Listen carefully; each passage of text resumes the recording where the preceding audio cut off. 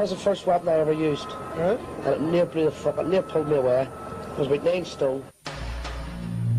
There was no ceasefire. Not when I'm here. I tried to have a ceasefire when I was in Castlereagh. Sure, fuck, if I go away for 48 hours, it's not shot fired. What the fucking Spain wasn't shot fired. What the buttons wasn't shot fired. All the fucking women were taking dog and going mad. Oh, this is what life's all about. Johnny, has been more in life than that. No, keep killing these things. For 23 years they've ruined our country, our people and our kids. As far as Johnny Adair was concerned, the only good Catholic was a dead Catholic. His attitude was, you know who I am, you know what I am. You can't catch me, you can't do anything about it. We knew he talked out of school, and we wanted to turn this around and use this against him. He had an attitude of, I live life to the full, I'll enjoy myself. Tomorrow might never come. Throughout quite a number of years we've been trying to get Johnny Adair. Previous papers had been referred to the Director of Public Prosecutions, but unfortunately there was insufficient evidence on those papers to mount a prosecution. He would wear a Celtic shirt, unbelievable, for a man from the Shankill Road, when he went into Catholic areas, targeting people for future killings. There was 22 murders between the 1st of January 1992 and the September of 1993. Well, I decided that because this individual was clearly so significant, that we would create a team that would specifically investigate every aspect of his activity. Right through 1993, there was terror felt, particularly by the Catholic population in Belfast. This terror was brought about largely as a result of a sectarian murder campaign directed by the UFF. Directed, it has to be said, primarily by Johnny Adair. You know, it was often said, particularly in the early years of the Troubles here, that loyalist violence was reactive to Republican violence. But certainly by the time that we're talking about, 1993 and in around that time, that had long since ceased to be the case. Loyalist violence had assumed a momentum all of its own. It had assumed that individual momentum because they had learned from many things. They had learned from a whole range of successes that our anti-terrorist, anti-racketeering squads had wreaked against them. They had learned from the success of the Stevens inquiry. That's where the chief constable invited a very senior police officer from the mainland to come over and investigate allegations of collusion between the security forces and loyalist paramilitaries. Now that investigation was very successful in bringing to book a whole range of people in loyalist terrorist groups. It brought them to court and it took them off the scene. The irony of that, of course, was that their removal from the scene, this old brigade, gave the opportunity for a young, harder, more vicious element to rise to the top. And it's in that context that people like Adair made their rise towards the top of the UFF and posed such a potent threat to the entire community in Belfast at that time. My partner and myself, we have been doing the neighbourhooding down in that area from 1982, when Johnny, he was a good deal younger than what he is now. There was times there, if he walked by you out there, he'd have the 2 fingers up as if it was a gun pointed at you, and then bang, bang. He just didn't like the police at all. He was only a wee runt. He wasn't tough, man. He wasn't tough, like, he just reacted off the cuff, just flew off the handle type of thing, you know, like a wild man. He wasn't a big sort of strong fella. He always had heavy men with him, you know, heavy boys with him. Well, I thought he would finish up in prison, anyway. That's one thing about him, definitely. He would finish up inside. Not that he'd been head of the area that he was in. I would say in the Ardoyne, the atmosphere, because they were terrorised off him and by him. They're relieved and happy. They're relieved and These happy. inside, like, they're definitely relieved and happy, these inside. This is what they call part of Murder Mile here. And Johnny here would be the same as the IRA, would do, terrorise his own people, the good people along with the hardliners, the decent folk, the Protestant people as well as the Catholic people in Ardoyne. Old people and young boys and kids, were all scared of him. But he was top dog, what he said went.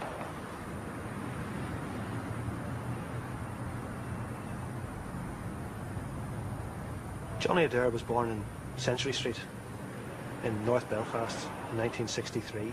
It was an area which saw a lot of trouble and violence during the period of the Troubles.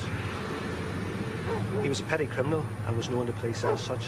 In the 1980s, he joined the Ulster Freedom Fighters. He wanted to be a big shot. He also saw it as a way of making a few quid. In that respect, Johnny Adair was very similar to a lot of other young men of that area. However, Adair was different from the rest. He quickly rose to the top, and he became a charismatic and ruthless leader.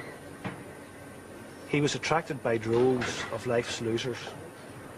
These young men received status and a grip and a hold in society which they never otherwise would have had. Johnny received and expected unquestioning loyalty and obedience from these people. Adair came to see himself as the defender of the Union. One of Johnny Adair's principal motivations was pure naked sectarianism. He hated all things Catholic, and in particular all things Republican. At the end of the day, it didn't matter to Johnny Adair who he killed, so long as it was someone from the other side of the sectarian divide. The UFF are a loyalist terrorist organisation. They are structured along military lines. C Company 2nd Battalion was centred in the Shankill area of West Belfast, and it is C Company that Johnny Adair would have joined in the mid-80s. By the end of the 80s, Adair had become the leader of C Company, and during the next few years he was able to develop C Company into the most powerful UFF company in Belfast, certainly, and indeed the province. An indication of John Adair's mentality is the guy that he worshipped, his absolute hero, Michael Stone. For those who don't know who Michael Stone was, he's the guy that carried out the grenade and gun attack in Milltown Cemetery in 1988. And after this exile, show unto us the blessed fruit of thy womb, Jesus, O clement, O loving, O sweet Virgin Mary.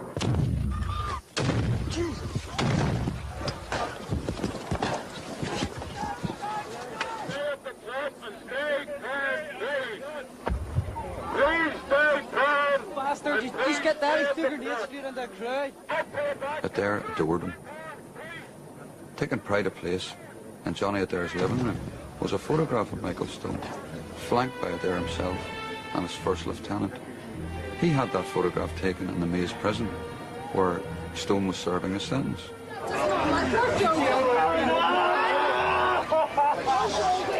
I was very frustrated. Indeed, in many occasions I felt very inadequate.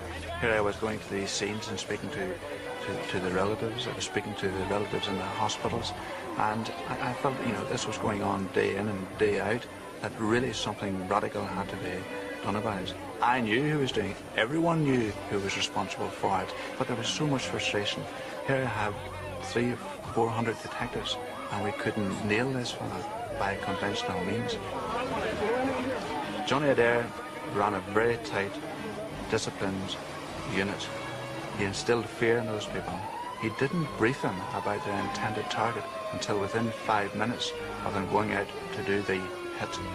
He would bring them into the room, he would brief them in that room, he would hand out the guns in that room, and he wouldn't let anybody leave that room. So no one got an opportunity to go to a phone or speak to anyone else until they were actually on the job.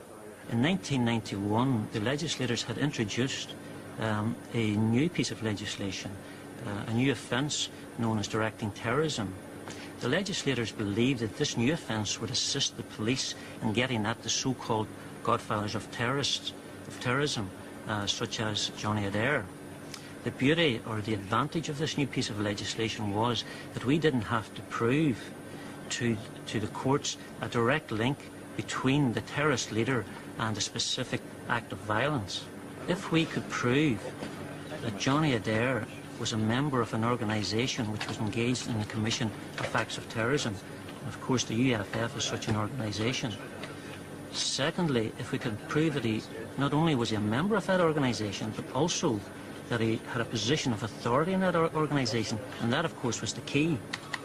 But thirdly, if we could also demonstrate to the court the lifestyle that this man lived, a lifestyle which was way beyond his means and social standing, which we would say was financed through his terrorist activities, then through a combination of these three things, we believe that we would have a good case to take to the Director of Public Prosecutions. And we reckoned the best way to do that was through Johnny Adair himself, his own mouth. We knew his nature. We knew his ego. He loved to boast to policemen about exactly who he was. His attitude was, you know who I am. You know what I am. You can't catch me. You can't do anything about it. We set about it in three ways. Firstly, we began to record conversations that Johnny Adair had with a uniformed policeman on the street. Secondly, we had arrested Johnny Adair numerous times, albeit that he didn't admit the crime that he was arrested for. We were still writing down everything he said in interview notes. And he made comments. He boasted. We wrote it down and kept it. Thirdly, we were assisted greatly by our uniformed colleagues. They were stopping Johnny Adair day and daily on the street. They knew exactly who he was and exactly what he was doing. He made comments to them. He boasted to them. They wrote down what he said. And they sent us what he had said.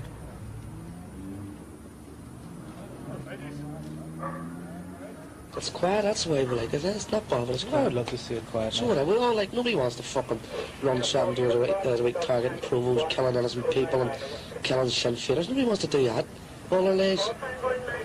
I mean, we want to go home and watch Coronation Street like the rest of them. We're all human. We've balls and heart like the rest of us. We want to go away to the beach this summer, but I'll not sit back and let our fucking people get fucking walked on. You know what I mean? When are you going to get on your fucking money, John? I don't need money. I get £80 a fortnight in the bread. I got a few quid day to day. As long as I have petrol in the car, food in the cupboard, I don't give two fucks. Certainly. I got a few quid. If I do the odd robbery, we do the odd robbery. It's a bonus, isn't it? On the 2nd of January 1994, one of Johnny Adair's UFF head squads went to Sinn Féin councillor Alex Maskey's house and raked it with gunfire. 2 days later, he had a conversation with the detective. The substance of the conversation showed that Adair's knowledge was such about that attack that he had to be involved. What he told the detective was that not only had he sent his team to do that job at Maskey's house, but he sent the team back the next day. His reasoning behind that was that the police, the military, no one would expect him to send a team to hit the same target 2 days running. That was his thinking. He was able to tell the detective that the car broke down on the way to do the shoot. He told the detective where the team had dumped the car. He told the detective that the lads had to walk back to the Shankill, guns and all. In fact, he told him that it was a new gun that they'd used on the shooting. We found the car, and when we found it had a mechanical defect. The car had broken down. It wouldn't start. We looked at the bullet cases and the bullet heads from the scene of the shooting at Maskey's. It was a previously unused weapon. We were able to show that through ballistics tests. In fact, that's the weapon they used. We weren't the only people watching Johnny Adair. The IRA and the INLA also had a big interest in him. We wanted to put him before the courts. They wanted to kill him. In 1993, they made 4 attempts on his life. They took over houses. They sprayed his car with gunfire. They injured one of his mates. He escaped unhurt.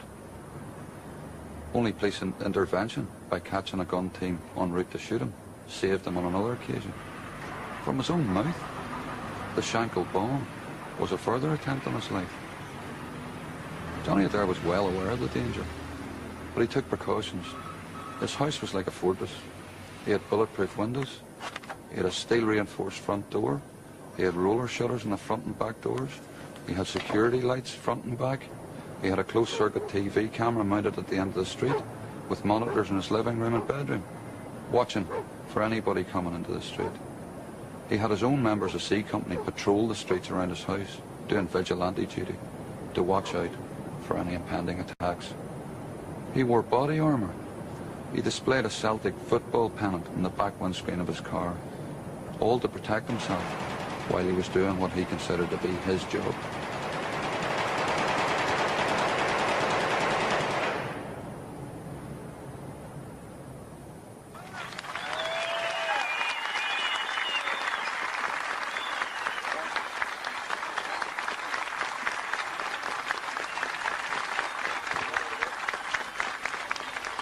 Over the past 25 years, the British government has also been up to its neck in repression and violence.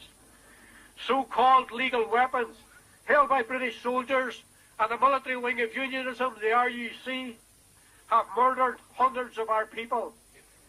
The Brian Nelson case exposed the extent of British military intelligence involvement in the arming and counselling of the loyalist death squads responsible for the deaths of over 900 people.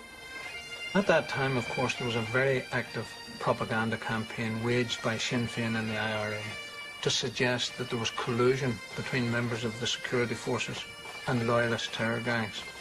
Their suggestion, of course, was of institutional collusion, and they knew that that couldn't be true. But they kept peddling this story, and they were able to peddle it because, notwithstanding the fact that we had large numbers of police supported by military colleagues to protect the people in West Belfast, these loyalist terror gangs were becoming more professional. They were able to monitor our movements, they were able to talk on their own secure communications, and on occasions they were able to dodge around our patrols. Sinn Féin and the IRA exploited that to suggest that on occasions we moved patrols. That's absolute nonsense, and they knew it could never be the case. Sadly, however, on one or two occasions, individual people fell beneath the high standards of behaviour that we always demand. Derek Adjie was a serving soldier based at Fort White Rock in West Belfast. He felt that the law couldn't cope with these IRA terrorists, killing and maiming his friends. He knew about the UFF, he knew about Johnny Adair. He had access to information about these IRA suspects. He took a week's leave and he went to the Shankill Road looking for Johnny Adair. In fact, he didn't find Johnny Adair. He did find Adair's right-hand man. He formed a relationship with him and he began to give him information. He telephoned him with the information and he posted information by way of letter to him. That went on until we learnt of what he was doing. We arrested him. We took him to Castlereagh. We questioned him. He admitted his involvement and he was charged.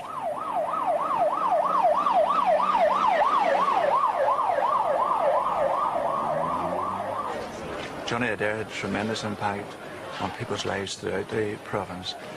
As you know, he himself was the subject of a murder bid at the Shankill bombing. He brought that to the heart of his own people in the Shankill Road. After the Shankill bombing, Johnny Adair said that he would seek revenge by mass murder. The period then went on, of course, with the murder of innocent workmen the following Tuesday in West Belfast, and it went on to the Grey Steel shooting. And I think it's true to say that Northern Ireland was at that stage, at a crossroads. The people of Northern Ireland had a choice to make. And I think at that time, the paramilitaries had brought people to the edge of a precipice, which they drew back from after peeping over. And I think that, in some measure, led to the process that culminated in cessations of violence. Near the end of the Johnny Adair inquiry in February last year, a top IRA assassination squad were intercepted by police in East Belfast along Belmont Avenue. There was much speculation at that time that I was the intended target of that assassination team. I found it ironic that here I and my team were trying to imprison Johnny Adair for mass murder within the Catholic community, and here were the so-called defenders of the Catholic population trying to take me out. Johnny Adair had been arrested on many occasions. Our team arrested him 3 times. The first time was the time that we searched the house and seized all the documents. In interviews he didn't admit anything, but he did make comments, which we wrote down. The second time, a month later, it wasn't a terrorist arrest at all. It was to do with possession of stolen closed-circuit cameras and monitors. We interviewed him about that. In fact, I remember taking his fingerprints during that arrest. He held out his hands for me and he said to me, "These are some hands. They can do anything. They can pull a trigger, point the finger, anything." What are you busy doing? A job. What sort of job? All sorts of things. Well, fill me in, Johnny, tell me. Huh? Fighting to keep Ulster part of Britain. Is that what you're fighting to do? That's all I'm saying. We're going to get peace. We're going to get peace. That's why I'm fighting. He'll never have peace. Why not? Talk so much about bad cars. No, if you make peace, I'd have something something else. Where's the chance of getting it? The establishment has fucked me about for 20 odd years. Do you think we're going to say peace? I'm going to come out and say, I'm with this. 20 years? Shove your dog. Right, I'll see you later. All of you.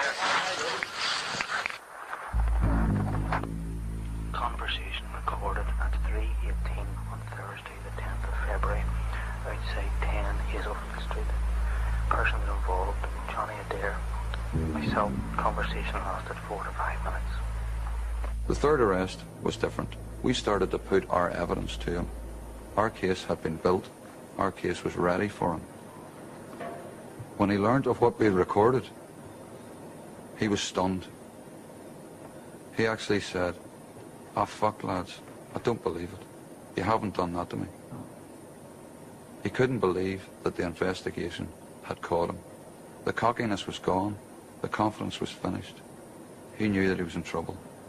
Up to then, his attitude to us was, and he had said to us, the only way you'll ever catch me, or ever hope to catch me, is the way they caught Al Capone, for tax evasion. But this time, we had caught him. The trial of Johnny Adair took place at Belfast Crown Court on Wednesday the 6th of September 1995. He pleaded guilty to 2 counts of membership of the UFF and received 7 years imprisonment on each count. He also pleaded guilty to the main charge of directing terrorism, for which he received 16 years imprisonment. After 2 years of work, the trial itself lasted only a couple of hours. When we arrested Adair in May of 1994, he was at the height of his power. His influence on UFF activity, not only in Belfast but throughout the province, could not be overstated. His removal from the streets of Belfast, from the streets of Northern Ireland, had widespread implications beyond the mere arrest of an individual. It had certainly positive implications, in my view, for the peace we now enjoy in Northern Ireland, and it certainly had positive implications for the nationalist communities of Northern Ireland, and in addition to that, the loyalist communities that he came from. While the investigation team put away Johnny Adair, other police in Belfast were putting away other members of C Company, some of whom were the top men in Johnny Adair's team. For example, Gary Smith received 16 years for conspiracy to murder. Thomas Potts received 16 years for conspiracy to murder. Glenn Estill received 16 years, also conspiracy to murder. Jackie Thompson received 16 years for conspiracy to murder. Samuel McCrory received 16 years for conspiracy to murder. Robert Hill received 16 years for conspiracy to murder. Robert Bradshaw received 16 years for conspiracy to murder. Richard Calderwood received 16 years for conspiracy to murder. Well, this was a very important investigation. We brought to an end the activities of very evil people. We don't crow about that. We're sad that those activities ever took place in the first place. And down through the history of the Troubles, we had numerous successes brought about by the expertise and dedication and professionalism of our people.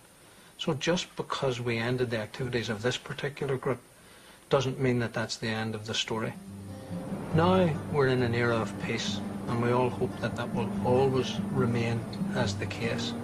It doesn't mean that terrorist organisations are not any longer intact. They are. So we're not complacent. We're now in an era of peace, and we sincerely hope that that will always be the case.